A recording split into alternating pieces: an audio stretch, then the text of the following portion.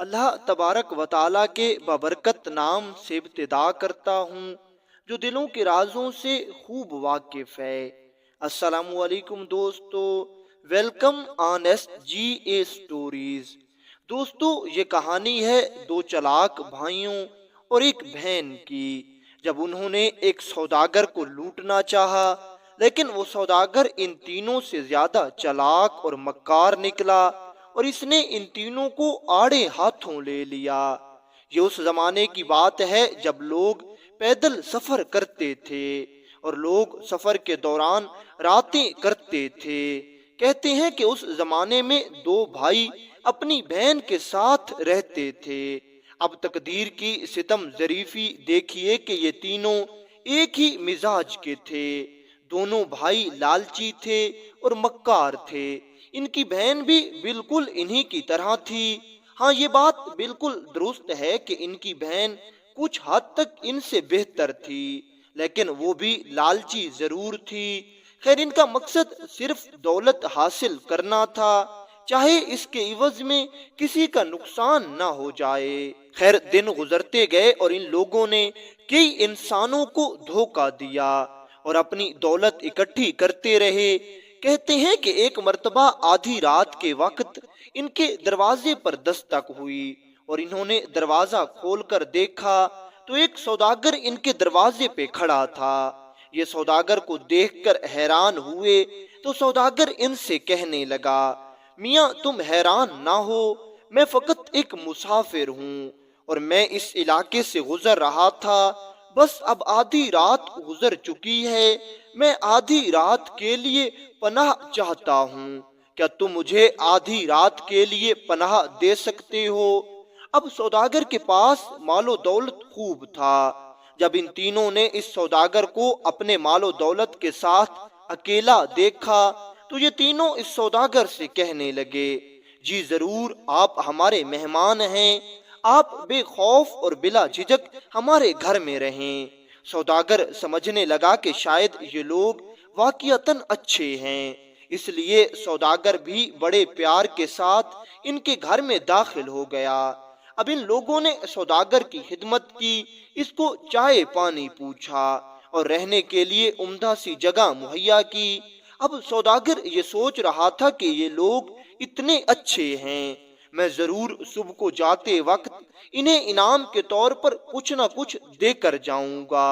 خیر، جب اس سوداگر نے کھانا کھا لیا اور یہ کچھ دیر آرام کرنے لگا تو دوسری طرف یہ دونوں بھائی اور تیسری ان کی بہن آپس میں مشورہ کر رہے تھے کہ کیسے ہمیں سوداگر کا سارا مال و دولت حاصل کرنا چاہیے، کس طرح کر کے ہم اس سوداگر کی دولت چھین لیں۔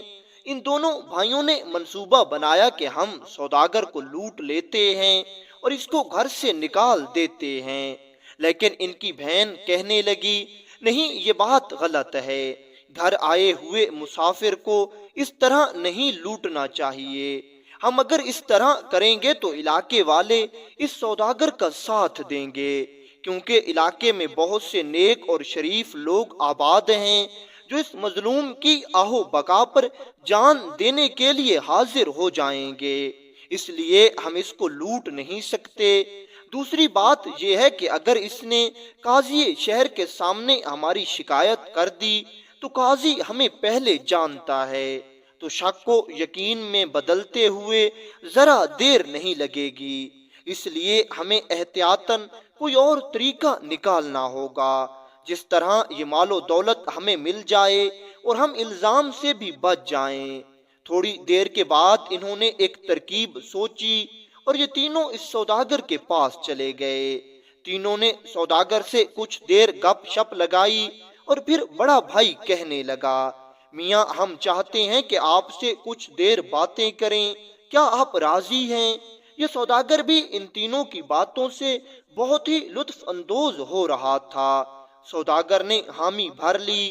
خیر، یہ تینوں بہن بھائی اور یہ سوداگر آپس میں باتیں کرنے لگے۔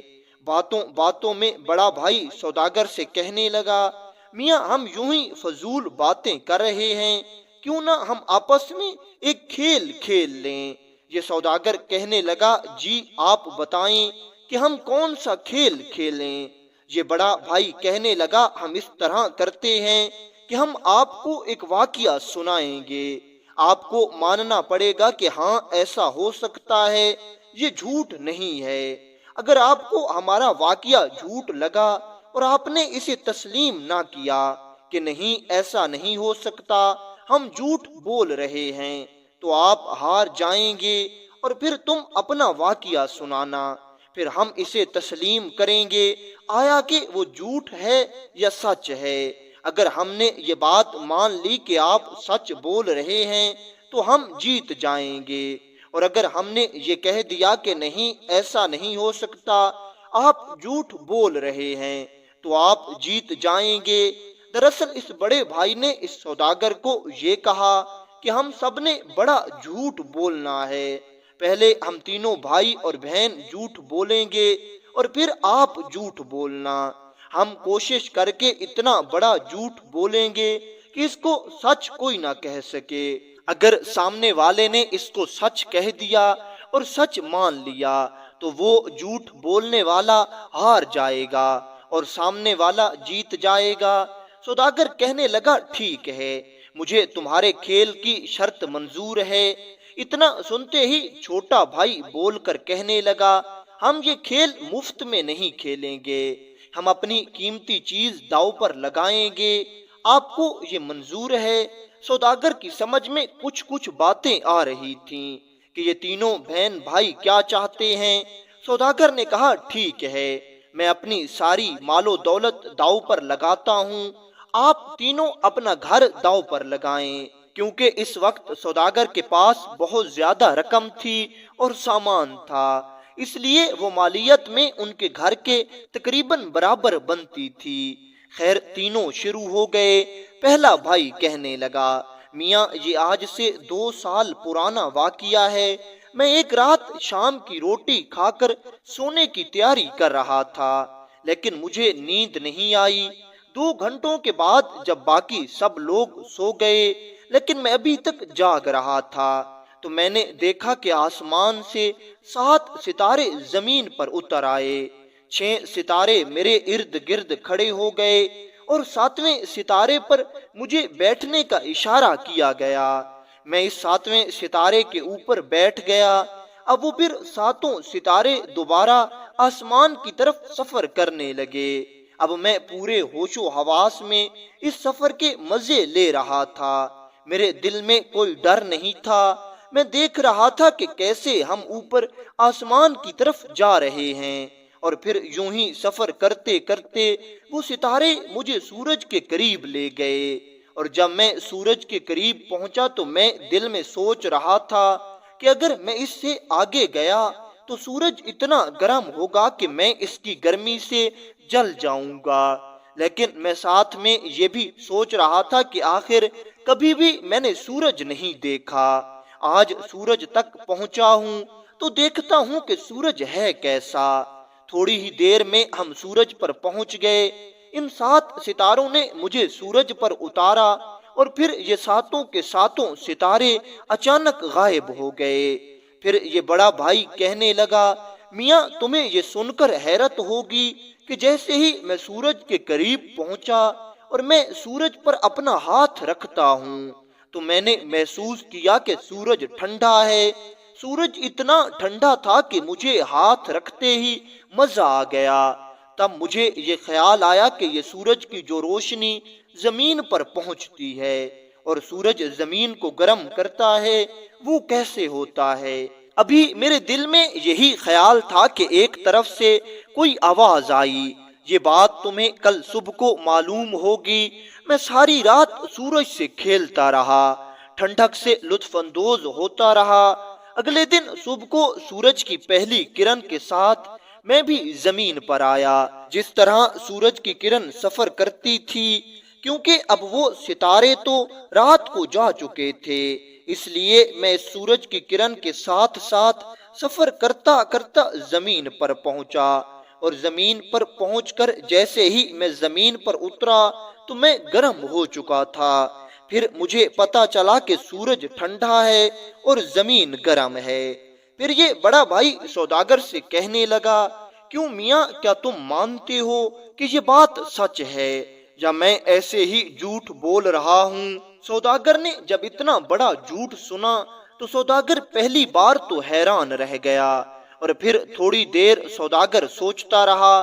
سوداگر سوچنے لگا کہ اگر میں نے یہ کہہ دیا کہ نہیں تم جھوٹ بول رہے ہو، ایسا تو ہو ہی نہیں سکتا کہ سورج ٹھنڈا ہو، اور اس کو سچ تسلیم نہ کیا تو میں ہار جاؤں گا، اس طرح میرا مال و دولت یہ تینوں لوٹ لیں گے۔ سوداگر کہنے لگا، میاں میں تمہیں کیا بتاؤں، ابھی پچھلے دنوں میرے علاقے میں میری ایک رئیس دوست تاجر سے اسی بات پر بحث ہوئی ہے کہ میں اسے کہتا تھا کہ سورج ٹھنڈا ہے، وہ کہتا تھا سورج گرم ہے۔ میں اسے کہتا تھا کہ انسان سورج پر جا کر معلوم کر سکتا ہے کہ سورج ٹھنڈا ہے، وہ کہتا تھا کہ سورج پر جاتے ہی انسان پگھل جائے گا۔ تم بھی بالکل میری طرح خیال رکھتے ہو، میں تو مانتا ہوں کہ تم سچ کہہ رہے ہو، بالکل ایسا ہی ہے، سورج تو ہے ہی ٹھنڈا۔ بڑے بھائی نے جب اس سوداگر کی یہ بات سنی، اس کے ہوش ٹھکانے آئے، اسے سمجھ میں آ گیا کہ سوداگر بھی کوئی عام انسان نہیں۔ خیر دوسرا بھائی کہنے لگا، میاں میں تمہیں اپنی کہانی سناتا ہوں۔ میرے ابا حضور کہا کرتے تھے کہ آج ہم جس جگہ پر موجود ہیں یہاں پر پہلے پانی تھا، وہ پانی کوئی عام پانی نہیں تھا بلکہ ایک بابرکت پانی تھا۔ اس پانی کی یہ خاصیت تھی کہ آپ اس پانی کو اپنا حکم دے سکتے تھے، اس پانی کی یہ خاصیت تھی کہ اس پانی سے آپ اپنی پیاس بھی بجھا سکتے تھے اور آپ کی بھوک بھی اسی پانی سے مٹ جاتی تھی۔ اگر آپ اس پانی کو کہتے کہ میرے لیے بازار تک راستہ بنا دو تو فوراً پانی بازار تک ایک سیدھا راستہ بنا دیتا، اور انسان اس پانی میں تیر کر مزے سے بازار جاتا اور وہاں سے اپنے کام کی چیزیں لیتا اور پھر واپس پانی پر ہی گھر آ جاتا۔ اور میاں تم یہ بات سن کر حیران ہو جاؤ گے کہ یہ پانی کوئی بہت زیادہ نہیں تھا۔ جب ہر انسان کی ضرورت ختم ہو جاتی تو ہر انسان کے پاس ایک بوتل ہوتی تھی، وہ پانی اس بوتل میں آ جاتا تھا، جب کسی کو ضرورت ہوتی وہ بوتل سے پانی نکال لیتا، اور جب کسی کی ضرورت مٹ جاتی تو دوبارہ پانی بوتل میں ڈال دیتا۔ سوداگر جو یہ جھوٹ سن رہا تھا حیرانی سے چھوٹے بھائی کا چہرہ تک رہا تھا۔ سوداگر کی حیرانی دیکھ کر چھوٹا بھائی کہنے لگا، میاں حیرانی والی بات تو یہ ہے، اور یہ بالکل میں سچ کہہ رہا ہوں، کہ ہر شخص کے پاس اپنی بوتل ہوتی تھی، ہر شخص کے پاس اپنا ذاتی پانی ہوتا تھا، اور میں آپ کو کیا بتاؤں کہ میرے ابا حضور احتیاط کرنے والے انسان تھے۔ میرے ابا حضور کے پاس وہ پانی کی بوتل اب تک موجود رہی ہے، اور وہ پانی کی بوتل ابا حضور سے چلتی چلتی ہم تینوں تک بھی پہنچی ہے۔ ہم نے اس سے کئی کارنامے اور کئی کام کروائے ہیں، لیکن شومی قسمت کے 2 دن پہلے کی بات ہے کہ ہم اپنے رشتہ داروں کے ہاں ملنے گئے اور ہم وہ پانی کی بوتل وہیں بھول گئے، وگرنہ ہم آپ کو اپنی آنکھوں سے دکھاتے کہ ہم جھوٹ نہیں بول رہے۔ وہ پانی ایسا ہے کہ اس کو جو حکم دو وہ پورا کرتا ہے، اور وہ پانی راستہ بھی بن جاتا ہے، اس پانی سے بھوک بھی مٹ جاتی ہے، اور اس پانی سے انسان نہا بھی لیتا ہے، اور پھر وہی پانی صاف ہو کر دوبارہ بوتل میں جمع ہو جاتا ہے۔ سوداگر کی سمجھ میں آ گیا کہ یہ کوئی بہت بڑی فلم بنا رہا ہے۔ خیر سوداگر عقل مند انسان تھا۔ سوداگر کہنے لگا، دراصل میں تمہیں ایک بات بتاتا ہوں کہ تمہاری بوتل تو ٹھیک ہے، تمہارے رشتہ داروں کے پاس رہ گئی ہے، میرے پاس تو میرے بزرگوں کی وہی بوتل موجود ہے، میرے سامان میں وہ بوتل پڑی ہے، اور بالکل پہلے زمانے میں ایسا ہوتا تھا۔ آپ کچھ بھی جھوٹ نہیں بول رہے، پہلے زمانے میں بوتل میں پانی ہوتا تھا جو انسان کی ہر خواہش پوری کرتا تھا اور پھر بوتل میں واپس چلا جاتا تھا۔ میرے پاس وہ بوتل پڑی ہے، لیکن شاید تم ایک بات بھول گئے ہو کہ وہ بوتل جس علاقے کی ہوتی تھی اسی علاقے میں کام کرتی ہے، اس لیے اب میں تمہیں دکھا نہیں سکتا کہ کیسے میری بوتل کا پانی پھیلتا ہے۔ اگر تم میرے علاقے میں آئے تو میں تمہیں اس بوتل کا پانی پھیلا کر دکھاؤں گا۔ یہ جواب سن کر دونوں بھائی حیران و پریشان ہو گئے، کیونکہ سوداگر نے انہیں آڑے ہاتھوں لے لیا تھا، اس سے پہلے کہ ان کی چھوٹی بہن اپنا جھوٹ سناتی۔ سوداگر کہنے لگا، اب تم دو اپنے قصے سنا چکے ہو، اب میری باری ہے۔ انہوں نے کہا ٹھیک ہے۔ سوداگر کہنے لگا، میں دراصل ایک کسان ہوں، میں اپنی سبزیوں پر مختلف قسم کے تجربے کرتا رہتا ہوں۔ پچھلی بار میرے ہاتھ میں کچھ جادوئی بیج لگے اور میں نے وہ اپنی زمین میں بو دیے۔ اب ان جادوئی بیجوں سے میرے ہاں ایک عجیب قسم کی سبزی پیدا ہوئی۔ وہ سبزی بڑھتی گئی، بہت بڑی ہو گئی۔ جب ایک دن 3 دانے وہاں سے اتار کر میں نے کاٹے تو اس میں سے 2 لڑکے اور 1 لڑکی نکلی۔ ابھی میں اسی پریشانی میں تھا کہ یہ کیا ہے، وہ تینوں مجھ سے بھاگ گئے اور میں انہی کو تلاش کرتا ہوا اس علاقے میں آیا ہوں۔ اب تمہیں دیکھ کر میں پورے دعوے اور وثوق سے کہتا ہوں کہ وہ تینوں آپ لوگ تھے، آپ وہ 2 تھے اور تیسری آپ کی یہی بہن تھی جو میری سبزی سے نکلے تھے، اور کیونکہ تم میری سبزی سے نکلے تھے اس لیے تم میری ملکیت ہو، میرے غلام ہو، لہٰذا اب تم مجھے مل گئے ہو، میرے ساتھ چلو۔ سوداگر پھر تھوڑی دیر بعد کہنے لگا، اب بتاؤ یہ جھوٹ ہے کہ سچ ہے؟ یہ تینوں پھنس گئے، یہ سوچنے لگے کہ اگر ہم اس کو کہہ دیں کہ تم سچ بول رہے ہو تو یہ ہمیں اپنا غلام بنا لے گا، اور اگر ہم یہ کہہ دیں کہ تم جھوٹ بول رہے ہو تو پھر ہمارا مال اور ہماری جائیداد اس کی ہو جائے گی۔ اس لیے یہ تینوں بہت پریشان ہوئے اور یہ اس کو نہ جھوٹ کہہ سکتے تھے اور نہ ہی سچ کہہ سکتے تھے۔ آخر کار یہ تینوں ایک ساتھ اس سوداگر کے قدموں میں ہاتھ رکھ کر معافی مانگنے لگے اور کہنے لگے، میاں ہم نے سوچا تھا کہ ہم آپ کو دھوکہ دیں گے، لیکن آپ ہم سے زیادہ چلاک اور مکار ہیں۔ پھر سوداگر نے سکون سے وہاں رات گزاری اور اگلی صبح انہیں معاف کر کے وہاں سے نکل گیا۔